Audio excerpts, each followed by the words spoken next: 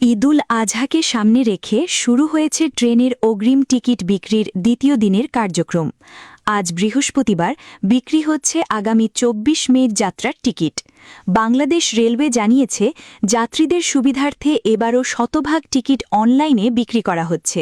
সকাল ৮টা থেকে পশ্চিমাঞ্চলের আন্তনগর ট্রেনের টিকিট বিক্রি শুরু হয়েছে, আর পূর্বাঞ্চলের ট্রেনের টিকিট বিক্রি শুরু হবে দুপুর ২টায়।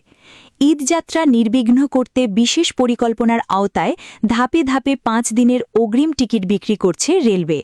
এর আগে বুধবার বিক্রি হয়েছে ২৩ মের টিকিট। আগামী ১৫ মে বিক্রি হবে ২৫ মের, ১৬ মে ২৬ মের এবং ১৭ মে বিক্রি হবে ২৭ মের যাত্রার টিকিট। রেলওয়ে আরও জানিয়েছে, একজন যাত্রী একবারে সর্বোচ্চ ৪টি অগ্রিম টিকিট কিনতে পারবেন, তবে ঈদের অগ্রিম টিকিট ফেরত বা রিফান্ড করা যাবে না। আজকে ২৩ তারিখে টিকিট দেওয়া হয়েছে। সকাল ৮টা থেকে পশ্চিমাঞ্চলের প্রায় ১৬,০০০ প্লাস টিকিট বিক্রি হয়েছে। সকাল ৮টা থেকে ৮:৩০টার মধ্যে সার্ভারে আপনার প্রায় ৬০ লক্ষের ওদিকে ছিল, হিট করছে, এবং সকাল ৯ ঘটিকার মধ্যে পশ্চিমাঞ্চলের টিকিট বিক্রি শেষ।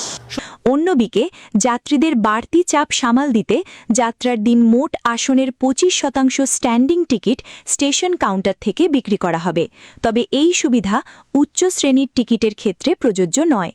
এদিকে পবিত্র ঈদুল আজহার চাঁদ দেখার উপর নির্ভর করে ২৮, ২৯ ও ৩০ মে ট্রেনের টিকিট বিক্রির তারিখ পরে ঘোষণা করা হবে বলে জানিয়েছে রেলওয়ে।